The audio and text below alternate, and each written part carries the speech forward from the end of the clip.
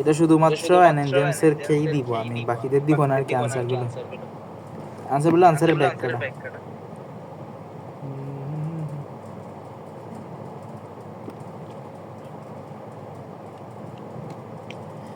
দেখো। 1 number question, এখানে তোমাদের গুলো সফল হইতে পারে, মানে একটা জায়গায় অন্যটা আসতে পারে, তাই নাম্বার নাও বলতে পারে। আচ্ছা দেখো, এখানে হচ্ছে যে যারা দেখতেছে আর কি, অসাম্য বলের ক্ষেত্রে কোনটি সঠিক। দেখো অসাম্য বলের ক্ষেত্রে তারা আমরা যাই অপশনগুলো দেখি।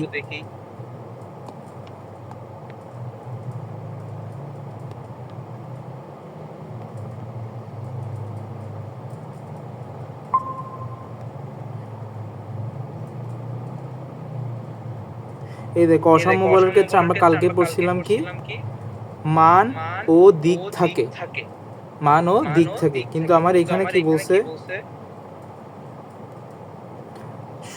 মান থাকে কিন্তু দিক থাকতেও পারে নাও থাকতে পারে। এটা কেমন কথা? এটা তো সত্য কথা না। দিক অবশ্যই থাকবে, মান অবশ্যই থাকবে, তাহলে 1 নাম্বার অপশনটা ভুল। 2 নাম্বার লিখছে মান শূন্য হতেও পারে নাও হতে পারে। অসাম্য বলের ক্ষেত্রে মান শূন্য হইতে পারে না কখনো, কারণ যদি লব্ধির মান শূন্য হয়ে যায় সেটা হবে হচ্ছে কি সাম্য বল, তাহলে 2 নম্বর অপশনও ভুল। তারপর বলছে বস্তুর ত্বরণ সৃষ্টি করে কিন্তু মন্দন সৃষ্টি নয়, এটাও ভুল, কারণ আমি কালকে লিখে দিয়েছিলাম ত্বরণ এবং মন্দন দুইটাই সৃষ্টি করতে পারে, তাহলে এই জিনিসটাও ভুল গেল। 2 নম্বর, 4 নম্বর শুধুমাত্র স্থির বস্তুর উপর কার্যকর না, এটা গতিশীল হইতে পারে না। আমি সবার একটু ব্যাখ্যাটা বলে দিই যাতে সবাই বুঝুক। 5 নম্বর হবে না, তুমি যেটা বলছো। তারপর আসি শুধুমাত্র স্থির বস্তু না, এটা স্থির গতিশীল দুইটার উপর কাজ করতে পারে। এটার আনসার হবে হচ্ছে তোমার চলন্ত বস্তু দ্রুতি ও দিক পরিবর্তন করে। এখন এটা কি ব্যাগও তো ব্যাগ ও দিক পরিবর্তন কেন হবে না? কারণ এখানে তো ত্বরণ হচ্ছে আর আমার তোমার জিনিসটা হচ্ছে আমরা বলতে পারতেছি সরণ কখন, যখন একই দিকে হবে। এখানে তো দিকটা পরিবর্তন হয়ে যাচ্ছে, তো দিক যখন পরিবর্তন হয়ে যাচ্ছে তাহলে এটা আমরা কখনো ব্যাগ বলতে পারবো না, কারণ ব্যাগ একটা কি বা রাশি, ভেক্টর রাশি। তো ব্যাগ যেহেতু চেঞ্জ হয়ে যাচ্ছে তাহলে এটা কি আর ব্যাগ বলা যাবে না, এটা হচ্ছে দ্রুতি ও দিক পরিবর্তন। তারপর গ্যালিলিও, এখানে শুরুতেই ভুল কেন, আমি লিখছি গ্যালিলিওর কথা, ঠিক আছে, এখানে গ্যালিলিও হবে না, এটা নিউটনের প্রথম সূত্র থেকে আমরা জানতে পারি, তো এটা আনসার হবে কোনোটি নয়। যারা গ্যালিলিও দেখো নাই তারা তাদেরকে বলবো সবসময়, আমি এগুলো কেন দিছি এভাবে, সব আমি তো পড়াচ্ছি অনেক দিন ধরে, সবগুলো স্টুডেন্টের একই অবস্থা, সে উপরের প্রশ্নটা পড়ে না, আনসার দিয়ে শুরু করে দেয়। তারপরে সবল নিউক্লিয় বলের পাল্লা, আমরা জানি সবল নিউক্লিয় বল এটা হচ্ছে 10⁻⁻15 মিটার, আর 10⁻⁻15 মিটারকে বলা হয় 1 ফেমটোমিটার। প্রোটন ও নিউট্রনের মধ্যে কোন বল কাজ করে? দেখো প্রোটন এবং নিউট্রনের মধ্যে আমরা আগেই কালকে বলে কি লিখছো, জুড়ে কি যেন লিখছিল ভাই, আজকে টাইম অল্প ছিল, না 12টা কোয়েশ্চেনই না, এগুলো তোমার ম্যাথ থাকলে আমি টাইম দিতাম। তোমার বড় বড় পরীক্ষাগুলোতে ঠিকই 50 মিনিট 100টা কোয়েশ্চেন দাগাইতে হয়, আমি তাও 2 মিনিট এক্সট্রা দিছি। আচ্ছা, প্রোটন ও নিউট্রনের মধ্যে কোন বল কাজ করে? এটা আমরা কালকেই বলছি, সবল নিউক্লিয় বল। তারপর দুর্বল নিউক্লিয় বলের তীব্রতা 1 কল্পনা করলে, এটা অনেকেই বুঝো নাই। দুর্বল নিউক্লিয় বলের, যদি আমরা সবল নিউক্লিয় বলকে 1 ধরে নিই তাহলে দুর্বল নিউক্লিয় বলের তীব্রতা কত হবে? তাহলে এটা একটু কালকে বলছিলাম আমি এরকম কোশ্চেন দিব। দেখো নর্মালি আমি যদি মহাকর্ষকে 1 ধরি তখন হচ্ছে সবল 10⁻41, আর আমরা কোনটা নিয়ে পড়ছি? দুর্বল। দুর্বলটা কত বলো দেখি? ওয়ালাইকুম আসসালাম প্রিয়তি। হ্যাঁ দেখো দুর্বলটার মান কত যদি আমি মহাকর্ষকে 1 ধরি, আর আরেকটা হচ্ছে তড়িৎ 10⁻, বলো দেখি, ভুলে গেছো? আমার মতো ভুলে গেছো নাকি তোমরা? 10⁻13, 10⁻, না 30, আর একটা হচ্ছে 41, 36, কই যেন কই, এই তো দুর্বলটা হচ্ছে 30, তড়িৎ চুম্বক হলো 36। তড়িৎ বলটা 30, তড়িৎ চুম্বক 36। দেখো আমি যদি এখন সবলকে 1 বানাইতে চাই তাহলে কি করতে হবে? আমি যদি সবলকে 1 বানাইতে চাই তাহলে আমাকে এটাকে 10⁻41 দিয়ে ভাগ করব, তাহলে এটা চলে আসবে 1। এটাকে আমি 10⁻41 দিয়ে ভাগ করব, এটাকে আমি 10⁻41 দিয়ে ভাগ করব, এটাকে আমি 10⁻41 দিয়ে ভাগ করব। তাহলে আরো স্পেসিফিক সুন্দর করে যদি আমি লিখি 1/10⁻41, তাহলে আনসার হবে 10⁻41। সবল সবল হবে 10⁻41 ভাগ 10⁻41, তাহলে এটা আনসার আসছে কত? 1। তো আমি 1 ধরে কাজ করতেছি এটাকে।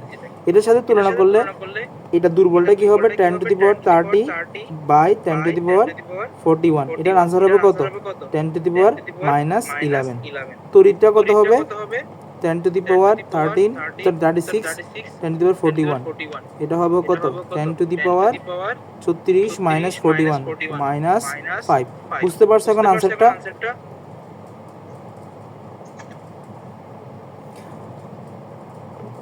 এটা একটু এইচএসসি লেভেলের কি তোমার চিন্তা লেভেলটাকে একটু বাড়ানোর জন্যই করছে আর কি। যে আমি যদি মহাকর্ষকে, আমি কালকেই বলছিলাম এগুলো আসলে তুলনা বোঝায় না। তা আমি এটা আমি এখন তোমার প্রশ্ন আছে, তাহলে ভাই আমি যদি দুর্বলকে 1 ধরি, তাহলে দুর্বলকে 1 দিলে কত দিয়ে ভাগ করবা? 10⁻30 দিয়ে ভাগ করবা। আমি যদি তড়িৎকে 1 ধরি, তাহলে সবগুলোকে তুমি 10⁻36 দিয়ে ভাগ করবা। স্ক্রিন দেখা যায় না? না, স্ক্রিন দেখা যায়। ঠিক আছে, আমি যদি আরেকটা প্রশ্ন বলি, তাহলে তড়িৎকে যদি আমি 1 ধরি, তাহলে তোমরা সবগুলোকে 10⁻, কত দিয়ে ভাগ করবা? 36 দিয়ে ভাগ করবা। ঠিক আছে, যাকে 1 ধরতে বলবো তার মানটাকে দিয়ে সবাইকে ভাগ করে দিবা। এটা আমরা বড় পরীক্ষায় আবার একটা কোশ্চেন দিব এখান থেকে। তাহলে আমরা নেক্সট যাই। তাহলে এটা হবে 10⁻11। পরীক্ষায় পাশ করার জন্য ক্যাফা ভাইয়ের ফু দেওয়া যথেষ্ট। এখানে ফু দেওয়ার সময় কোন বল কাজ করে? এটা হবে স্পর্শ বল। কেন স্পর্শ বল? যখন আমি ফু দিচ্ছি তখন বাতাসের অণুগুলোকে আমরা কি করতেছি? আন্দোলিত করতেছি। ধরো এটা আমি ফু দিলাম, বাতাসের অণুগুলো, আমরা জানি এগুলো মাধ্যমে, এগুলো অণুগুলো কি হচ্ছে, একটার সাথে একটা ধাক্কা গিয়ে, একটার সাথে একটা ধাক্কা গিয়ে পরবর্তীতে এসে কোনো বস্তুটাকে সে ধাক্কা দিচ্ছে, তাহলে এখানে কি স্পর্শ বল আসে না? কিন্তু আমরা যেগুলো পড়ছিলাম পজিটিভ নেগেটিভ, ওদের মাঝখানে কি কোনো কিছু আসিল? আমরা যে চুম্বক, এদের মাঝখানে কোনো কিছু নিয়ে হয়েছিল? হয় নাই। তাহলে এটা স্পর্শ বল, অবশ্যই এটা স্পর্শ বল। কেন? এখানে অণুগুলো হচ্ছে কি একটার সাথে আর একটা আন্দোলিত হয়েছে।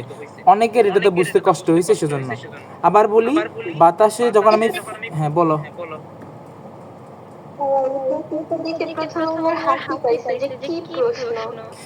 আচ্ছা, এটা হচ্ছে আমি যখন ফু দিলাম, যখন বাতাসের মধ্যে অণুগুলো একটার সাথে একটা আন্দোলিত হবে, তাহলে এটা অবশ্যই স্পর্শ বল। ঠিক আছে, স্পর্শ বল লাগাইলাম। তারপর স্ক্রিন দিয়ে কি যেন হচ্ছে তোমাদের,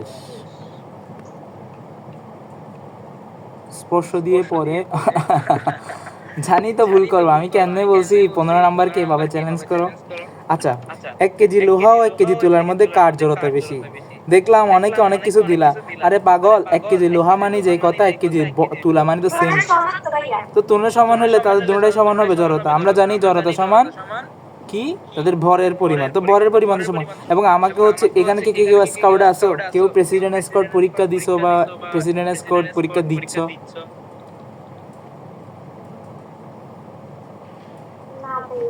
আমি হচ্ছে প্রেসিডেন্ট স্কাউট পরীক্ষা দিয়েছিলাম এবং আমি একজন পিএস মানে প্রেসিডেন্ট স্কাউট। তো আমার ওই ভাইভাতে এই প্রশ্নটা জিজ্ঞেস করছিল, এভাবে জিজ্ঞেস করছে যে 1 কেজি লোহার ওজন বেশি না 1 কেজি তুলার ওজন বেশি? হ্যাঁ, দুটোটাই সমান। আচ্ছা,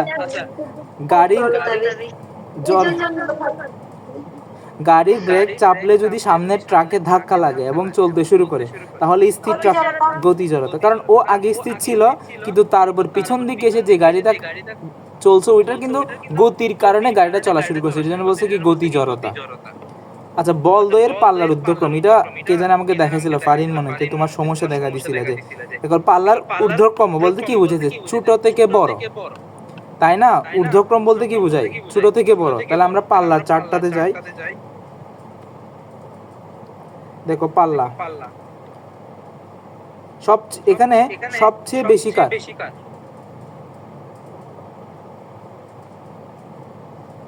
এখানে সবচেয়ে বেশি হচ্ছে যে অসীমগুলো। তাহলে আমি মহাকর্ষ আর তড়িৎচুম্বকীয় বল কিন্তু সেম। এটা ছোট থেকে বড় ঊর্ধ্বক্রম বলছে, হ্যাঁ। তারপরে সবচেয়ে বড় এখানে 10⁻18 না 10⁻15 দেখি বলে এই দুটোর মধ্যে কোনটা বড়। আমি জানি তোমাদের এখানে কনফিউশন হবে। যেটা দশমিকের পর সংখ্যা বেশি সেটা ছোট। তাহলে আমি যদি 1/10⁻18টা ভাগ করি, আবার 1 আচ্ছা আরো শর্টকাট বলি, আমি যদি 1কে 2 দ্বারা ভাগ করি আর আমি যদি 1কে 10 দ্বারা ভাগ করি, কোনটা ছোট? 1কে 2 দ্বারা ভাগ, 1কে 10 দ্বারা ভাগ, বা 1কে আমি 10 দ্বারা ভাগ করলাম, 1কে আমি 100 দ্বারা ভাগ করলাম, কোনটা ছোট? সেকেন্ডটা ছোট, হ্যাঁ। তো এমনি যখন আমি 18 দিয়ে ভাগ করলাম, এটা হবে সবচেয়ে ছোট। তারপর হচ্ছে এটা। তাহলে সবচেয়ে ছোট কোনটা? দুর্বল। তারপর কোনটা? তারপর কোনটা? সবল। তারপর মহাকর্ষ এবং তড়িৎ দুইটাই সেম। তাহলে দুর্বল, সবল, মহাকর্ষ বা তড়িৎ যে কোনো একটা হইতে পারে। এজন্য আমি কিন্তু 4টা অপশন দিই না, দুর্বল, সবল, মহাকর্ষ দিছি। ঠিক আছে, বুঝতে পারছো যারা ভুল করছিল এটা? প্রোটন ও প্রোটনের মধ্যে কোনটি? দেখো, প্রোটন একটা আধান, আরেকটা প্রোটন আধান, তো দুইটা আধানের মধ্যে কোন বল? তাহলে আমার টাইম চলে যাবে রে। আচ্ছা সমস্যা নাই, আমি স্ক্রিনশট নিয়ে নিচ্ছি।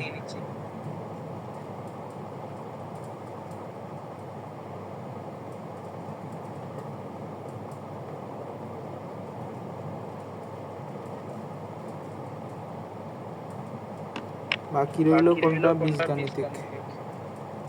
হয়েছে, আমরা তাহলে স্ক্রিনে চলে যাই।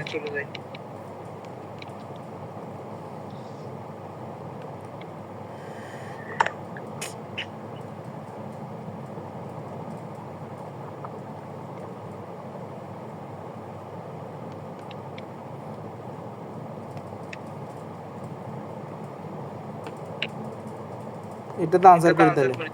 দেখো, প্রোটন ও প্রোটনের মধ্যে কোনটি কোন বল কাজ করে? দুইটাই যেহেতু আধান, আমরা জানি আধানের মধ্যে কোনটা কাজ করে? তড়িৎচুম্বকীয়। জড়তা বিষয়ক নিউটনের সূত্র কয়টি? এটা আনসার আমার ভুল দেওয়া ছিল, সবাই 1 নাম্বার করে, যারা দাগাইছে আর কি, সবাই 1 নাম্বার করে বেশি পাবা। এটা হবে হচ্ছে জড়তা বিষয়ক নিউটনের সূত্র হচ্ছে একটা। নিউটনের 3টা সূত্র আছে, কিন্তু এর মধ্যে জড়তা নিয়ে ইয়া দিছে, কি বলে, সূত্র দিছে, জড়তা নিয়ে ধারণা দিছে একটিতে। এজন্য আনসার হবে হচ্ছে একটি। এরপর আসি, ইলেকট্রন এবং নিউট্রনের মধ্যে কোন বল কাজ করে? ইলেকট্রন হচ্ছে আধান, নিউট্রন কোনো আধান না। তাহলে আমি চাইলে এখানে তড়িৎচুম্বকীয় লিখতে পারবো না। বোঝা গেল? এরপর আসি সবল।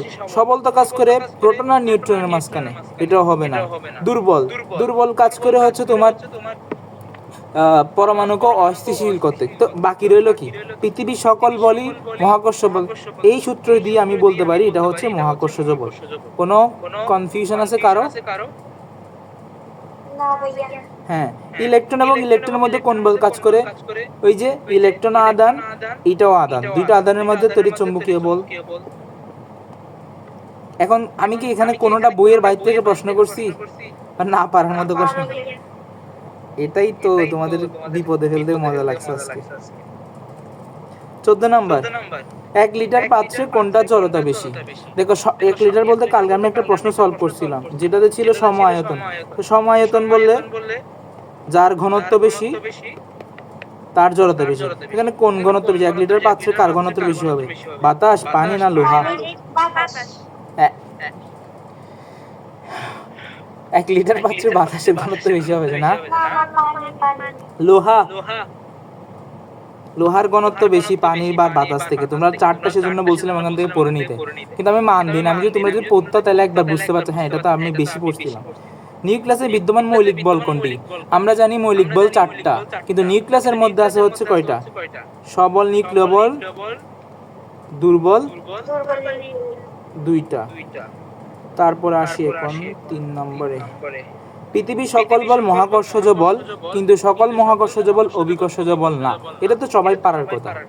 কেউ কি ভুল করছিল এটা?